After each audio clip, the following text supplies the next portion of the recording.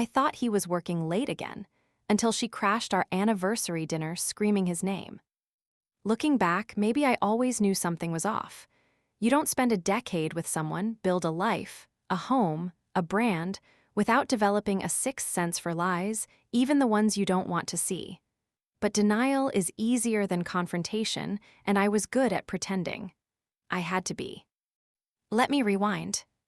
Our story began like a Hallmark movie. I was the girl next door with a graphic design degree and a love of cheesy rom-coms. Chris was the rising star at a tech firm, funny, driven, handsome in a used-to-play football kind of way. He swept me off my feet with midnight tacos, grand gestures, and a sincerity that seemed unbreakable. We built a life that looked perfect from the outside. 2 kids, Max and Sadie, 1 golden retriever, a craftsman home in the suburbs with a picket fence and a porch swing. I worked freelance from my sunlit office. Chris worked long hours, traveling for client meetings and team-building events. I baked cookies for the PTA. We took Instagram-perfect vacations, matching outfits at Disney, sun-kissed selfies in Maui, s'mores by the fire pit. 3 years ago, we launched a family vlog. The Real Coopers, our chance to show the world that real love was possible, even after kids and career stress. Our followers loved us. We had marriage goals trending, brand deals rolling in, strangers stopping us in Target to ask for selfies. I won't lie, it felt good. It felt real. But real life isn't always Instagram filtered. The cracks started showing about 6 months before our 10th anniversary. Chris was always tired, always busy. His phone never left his hand, but texts became short, evasive. He started using work as an excuse for everything. Sorry, babe, late call with the West Coast office. Gotta meet with marketing urgent. Sometimes he'd slip into the guest room at night to work, but in the morning, I'd find the bed untouched. I tried to bring it up gently in those quiet moments before sleep. Is everything okay? Are you stressed? Is it me? He'd sigh, give me that tired half-smile, and kiss my forehead. Just work, Em, I promise. I wanted to believe him. I needed to believe him. We still filmed our weekly vlog. Chris could turn on the charm like flipping a switch. He'd play with the kids, kiss my cheek, make a big show of how much he loved our crazy, beautiful mess. But the second the camera stopped rolling, the light in his eyes would dim. He'd bury himself in emails or step outside for a quick call. One night after filming, I asked, "Do you ever wish we could just be us? No followers, no brands, just real life." He hesitated, then gave me a sad smile. Real life's not always pretty, Em. I think that was the first time I felt truly alone in my marriage. But there was one constant in his life, Cassidy, his work wife. She started at the firm 2 years ago, a project manager with a magnetic personality. She was beautiful, with caramel skin, bright eyes, and the kind of laugh that made people turn their heads. Chris talked about her all the time, Cassidy this, Cassidy that. Cass gets me, he'd say, like it was nothing. She's hilarious, you'd love her. At first, I thought it was harmless. I even encouraged their friendship. She'd come over for team barbecues, bring wine and homemade guac, laugh with the kids. I remember once, during a game night, she joked, "Don't worry, Emily, I only steal your husband from 9 to 5. We all laughed, but her eyes lingered a little too long on Chris. I brushed it off. After all, I had nothing to worry about, right? Weeks before our anniversary, Chris seemed distant but weirdly excited.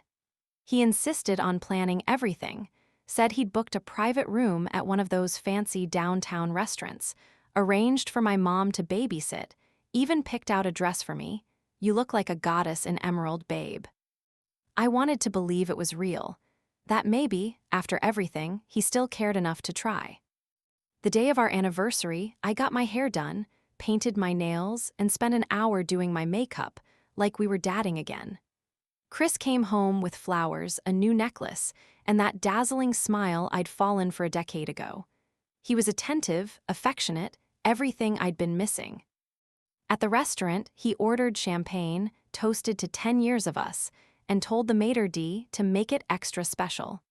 Our server gushed over us, clearly briefed on the occasion. For a moment, I let myself relax. Maybe I'd been paranoid. maybe we'd survived the storm. But as the waiter cleared our plates and Chris reached for my hand across the table, I heard shouting in the hallway, panicked, breathless, unmistakably female.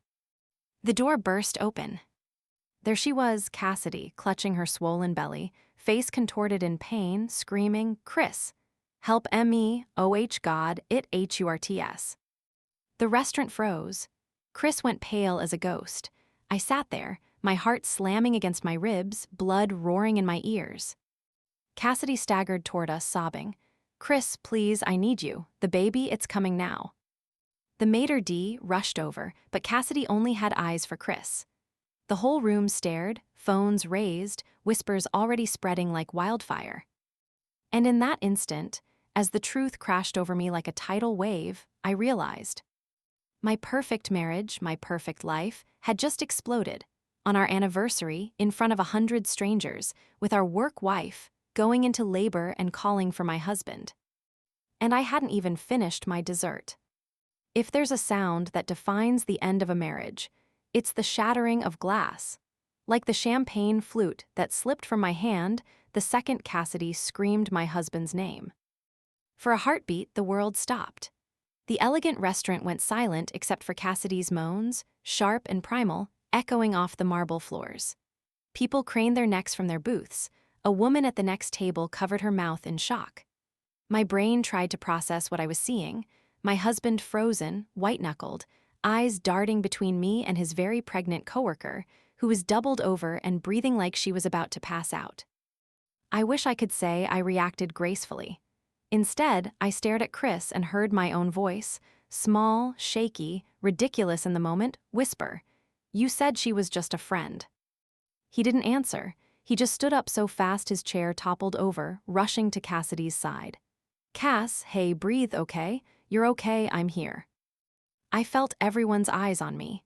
My throat tightened. Suddenly, my anniversary dress was suffocating, my face burning with humiliation. I wanted to disappear, to wake up in my bed and realize this was just another one of my anxiety nightmares. But it was. Cassidy gripped Chris's arm, sweat on her forehead, mascara streaming down her cheeks.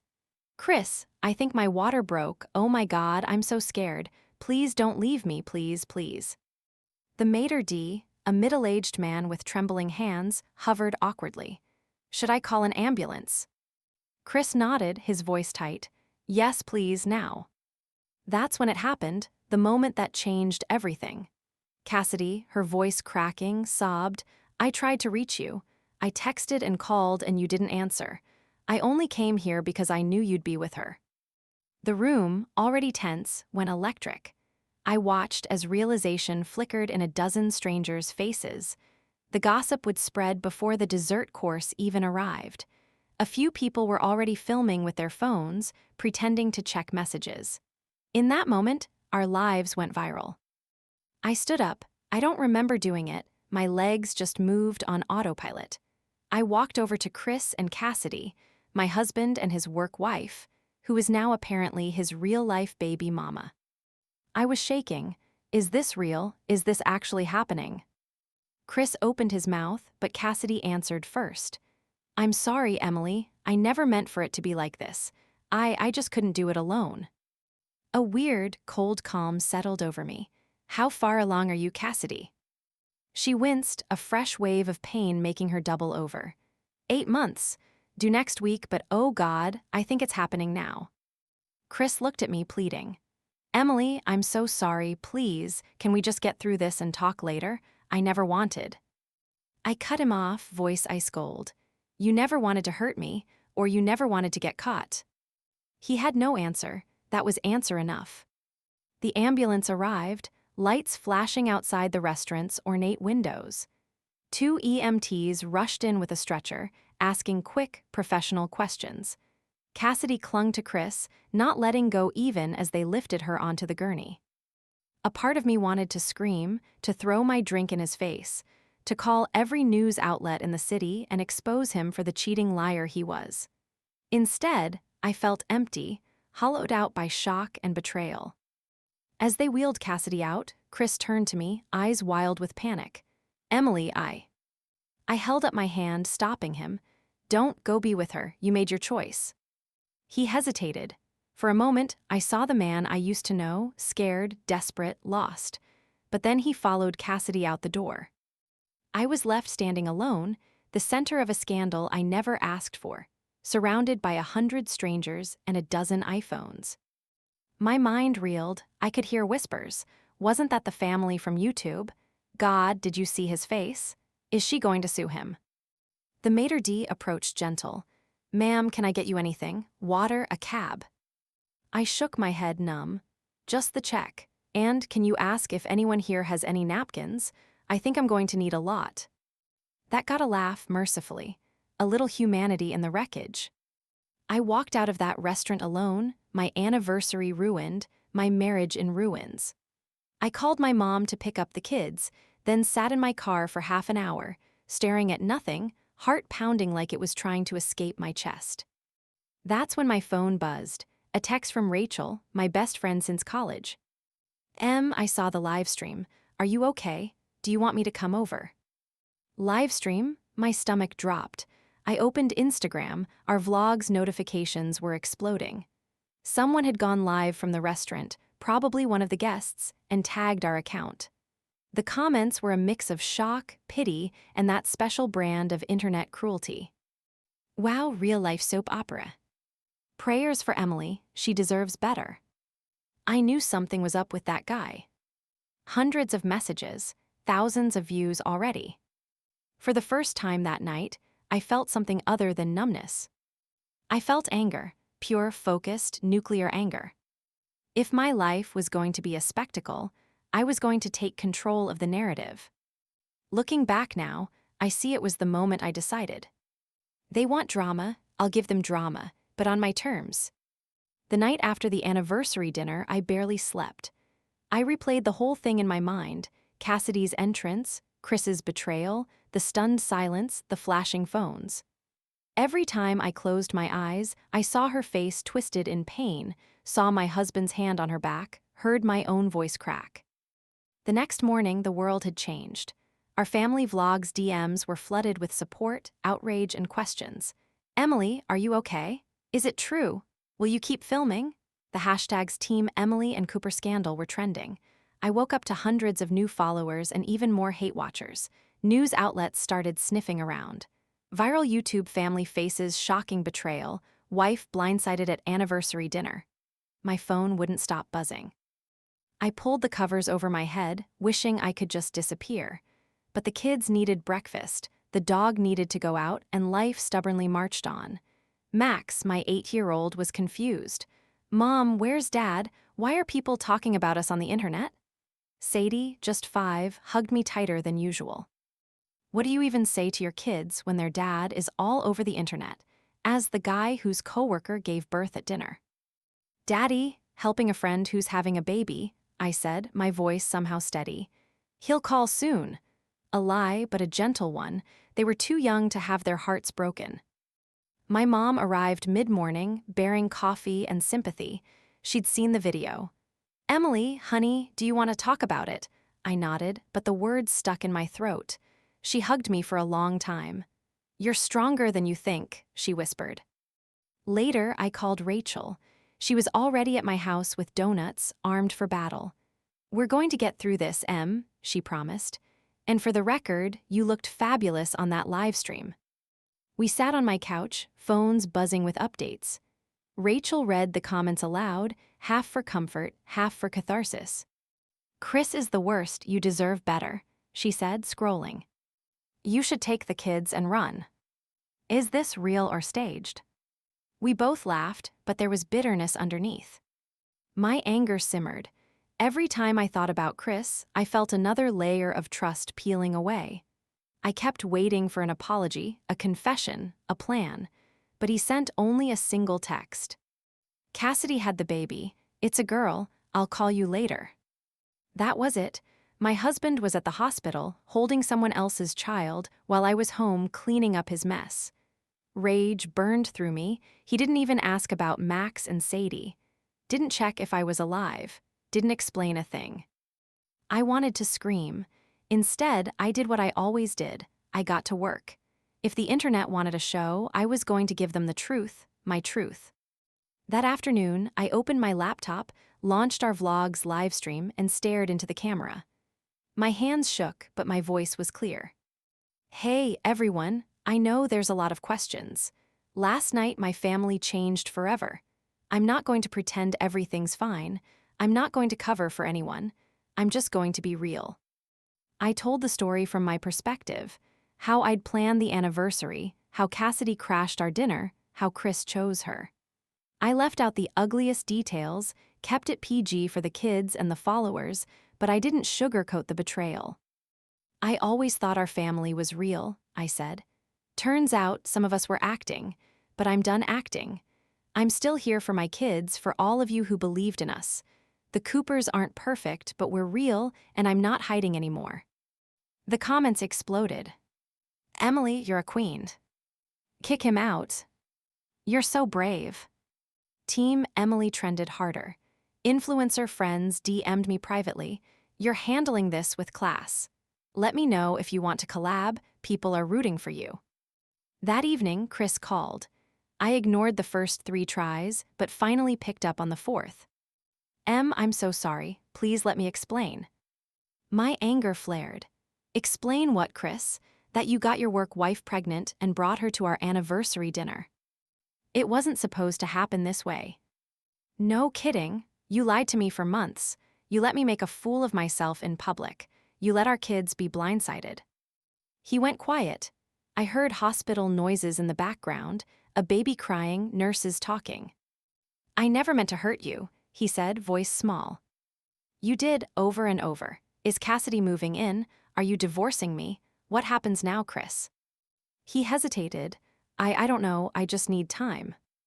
Time, as if I hadn't given him years. After I hung up, I found myself packing the kitchen, adrenaline making my hands shake. Rachel watched me, arms crossed. You want my advice? Lawyer up, protect yourself. You don't know what he's going to do next. She was right. The next morning, I called a divorce attorney, explained everything, and got a crash course in the legal realities of infidelity, paternity, and social media stardom. The lawyer was blunt. He's going to fight for his image. You need to fight for your future. I started documenting everything, texts, emails, screenshots. I reached out to brands we'd worked with, explained the situation. Some dropped us, some doubled down on their support for the betrayed mom. One even offered a sponsorship for a Rebuilding After Betrayal series. I didn't know if I wanted to keep filming. But I knew one thing, I wasn't letting Chris control the narrative anymore. Meanwhile, the kids sensed something was wrong. Max grew quiet, Sadie asked for daddy at bedtime and cried when he didn't call. My heart broke for them. I held them tighter, tried to answer their questions as honestly as I could. Will daddy come home? I don't know, sweetheart, but I'm here. I'll always be here. At night, alone in my bed, I replayed it all, Cassidy's face, Chris's betrayal, my own mistakes. Was I too focused on the vlog? Too trusting? Too blind? Looking back now, I see it wasn't my fault. I was a good wife. I was loyal, loving, honest. The lies weren't mine. But I'd be damned if I let them define me. I started plotting, not just how to survive, but how to take control, how to turn pain into power. Chris and Cassidy had made my humiliation public. I'd make their reckoning just as public and just as unforgettable. The real show, I realized, was just beginning. If you told me a week before that I'd be the main character of a viral scandal, I would have laughed, or maybe cried. But as I scrolled through thousands of comments, memes, and DMs, I felt something I never expected. A strange, stubborn pride. People across the country, no, the world were talking about me. About my pain, my husband's betrayal, Cassidy's very public labor. I was the wife who stood tall, the influencer who didn't break. I knew a lot of those words were just internet sympathy, gone in a news cycle, but some were genuine. Messages poured in from women who'd lived through similar disasters. I survived my husband's affair with his coworker too. You're not alone. You're so strong, my ex did the same, hang in there. Those messages became my armor. If they could make it through the storm, so could I. Meanwhile, my phone buzzed with requests for interviews, morning shows, podcasts, even a couple of big YouTube drama channels. I turned them all down. This wasn't about chasing clout or cashing in on heartbreak. This was about getting my life back on my terms. But Chris tried to play the hero. He started posting on his own socials, spinning the story. I know I messed up. I let my family down, but I want to make it right. Please respect our privacy as we heal. He turned off comments. Cassidy's page went private, but the internet has a long memory and screenshots never die. Rachel and I spent hours reading the Reddit threads about us. The wildest theories, that it was staged for views, that Cassidy was a surrogate, that I knew all along. Imagine living a double life and thinking your wife won't find out on LIVSTRAM. Rooting for Emily, let her get that bag. It was surreal, hilarious, and humiliating all at once. But in the real world, things were far messier. Chris's parents called, angry and confused. "How could you let this happen, Emily?" His mom snapped. "Why didn't you fight for your marriage?" I nearly dropped the phone. I didn't let anything happen. Ask your son about his work trips. My own family closed ranks around me. My brother offered to pay Chris a visit, while my dad threatened to get a billboard on the interstate that said cheater. I laughed even as I cried. The kids sensed the tension. Max stopped bringing friends home. Sadie drew pictures of our family with Daddy missing. At night, after they were asleep, I let myself fall apart, sobbing, shaking, then slowly stitching myself back together. One night, after putting the kids to bed, I called Cassidy. I didn't know why, maybe to get answers, maybe to scream, maybe just to be heard.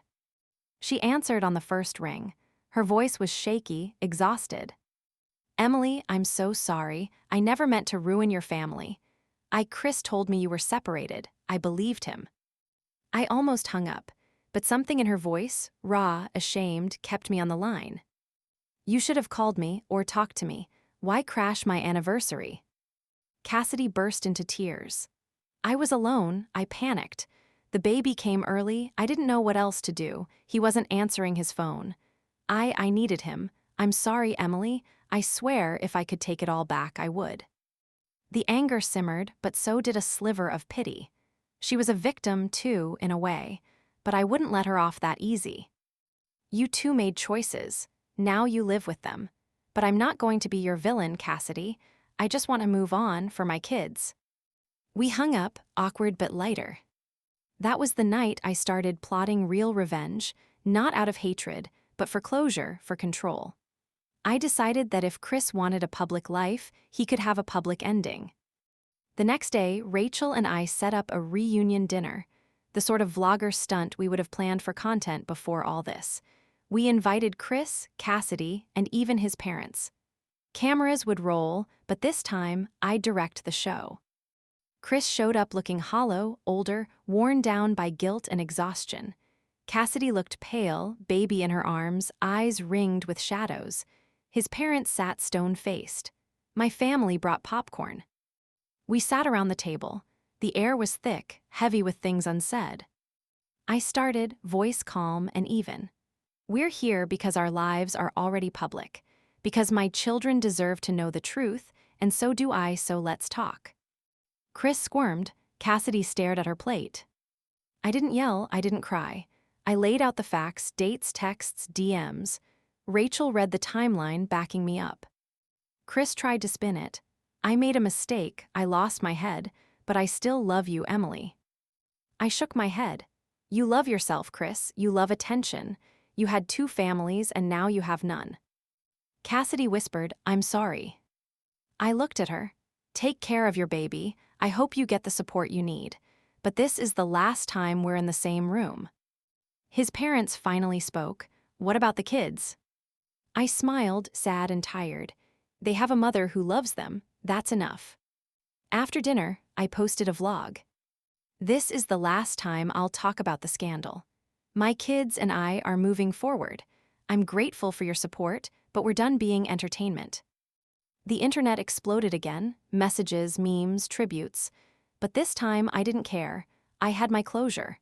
I had my power back. And for the first time in months, I slept through the night.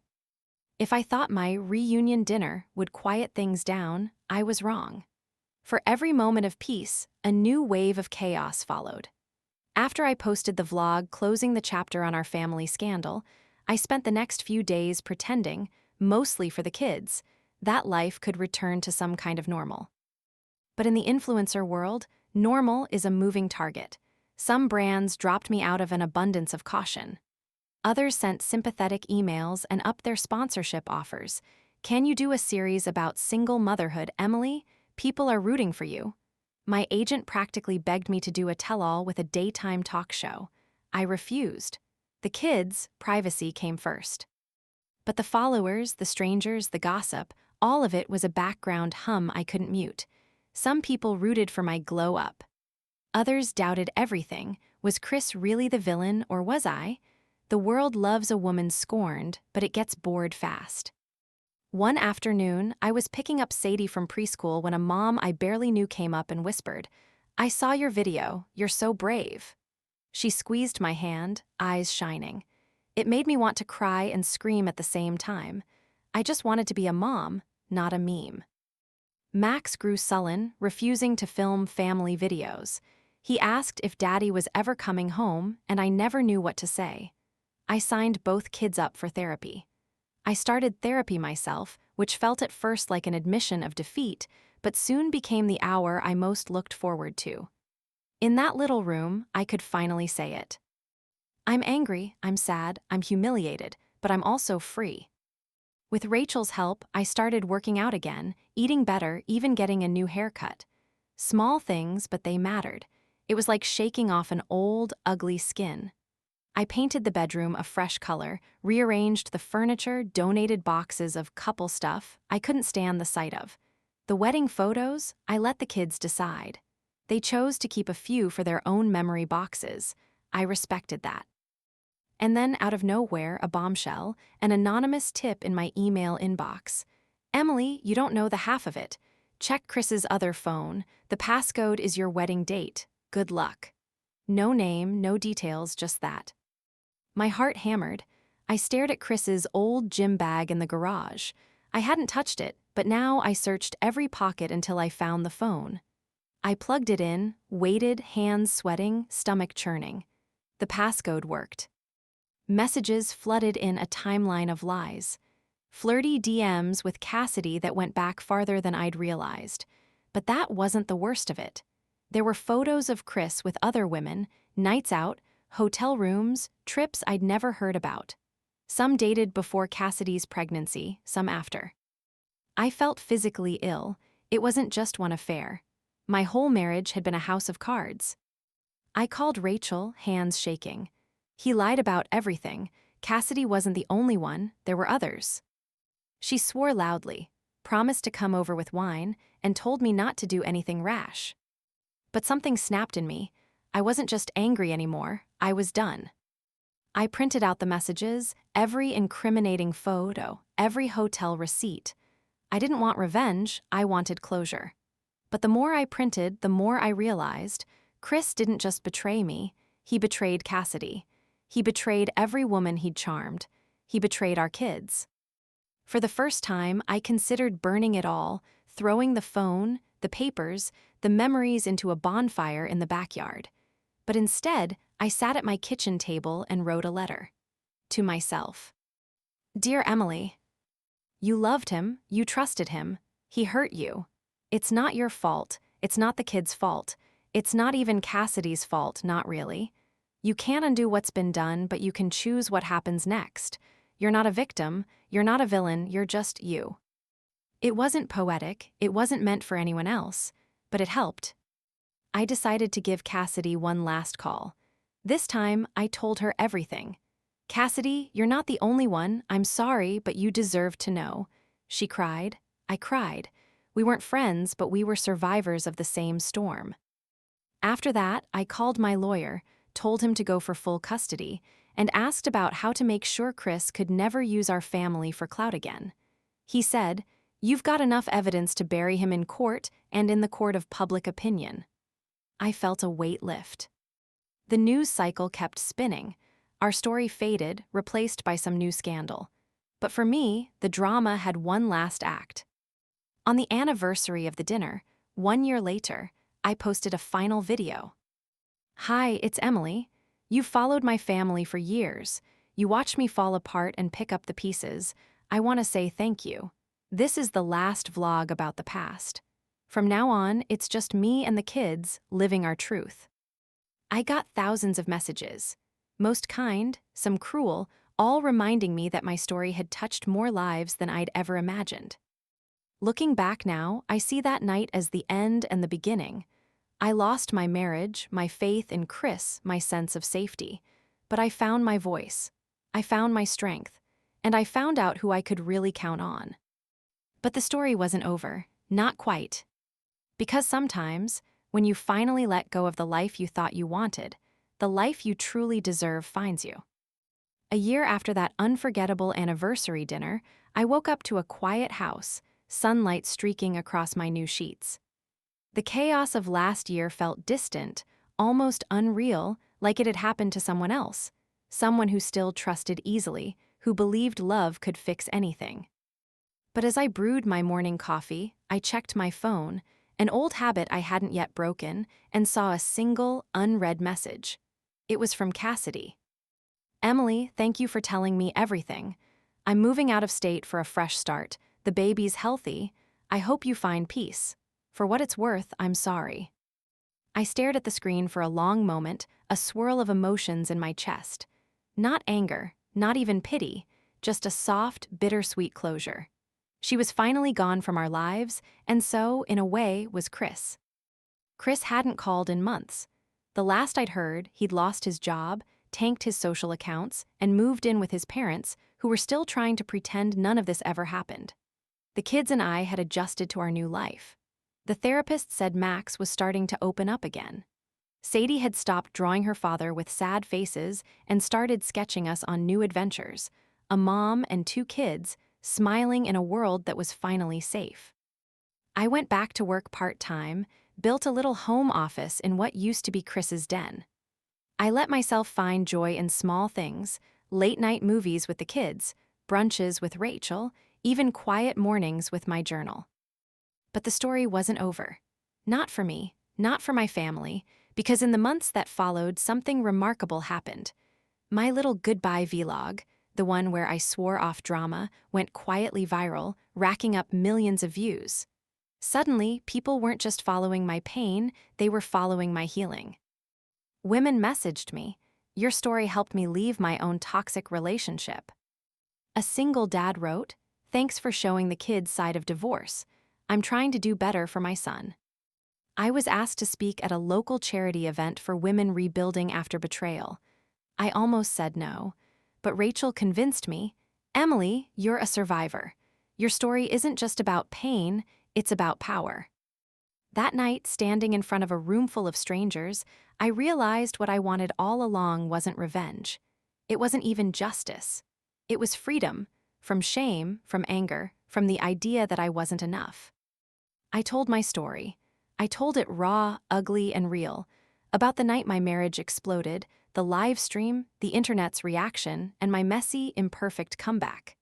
I saw heads nodding, eyes filling with tears, women clutching hands.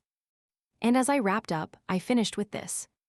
I thought exposing Chris would make me feel better, but healing wasn't about what I did to him, it was about what I did for me and for my kids. Some lessons cost you everything you once thought was secure. But sometimes, when you lose everything, you find the one thing you never expected: yourself. People stood and clapped. A few hugged me. I left the stage trembling, exhausted, and for the first time, hopeful. Back home, life kept moving. I helped Sadie with school projects, cheered at Max's soccer games, tried new recipes, laughed with Rachel over wine. There were hard days, of course there were. Sometimes I still woke up in a cold sweat, reliving that dinner, the screaming, the stares. But the fear lost its power, a little more each day. Months later, I got a letter from Chris. It was short, apologetic, full of regrets and empty promises. I didn't reply. Instead, I sat with the kids and explained, in the simplest, most loving words I could, that people can make terrible choices and still not be monsters. That healing takes time, but we'd get there together. Looking back now, I see every moment, the good, the bad, the humiliating viral disaster, as part of a story that only I could live. Only I could survive. I closed our old family channel for good, launched a new one focused on rebuilding, on hope, on finding joy in the mess. People followed, but this time it wasn't for drama, it was for truth, for healing. And as the seasons changed, as life found a new rhythm, I let myself believe again.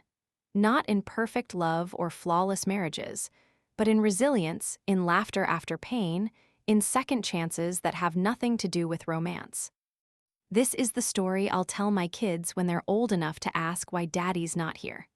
Not a story about betrayal or cruelty, but about a mother who stood up, survived, and rebuilt something stronger than before. And maybe, just maybe, that's the happiest ending any of us can hope for. Subscribe to my Mia's Stories YouTube channel for raw, emotional stories and authentic insights that encourage healing, growth, and understanding. Don't forget to be part of a supportive space where stories inspire and lessons resonate. What do you think about this story? Let us know in the comments. Your opinion truly matters to us, and we're here for you.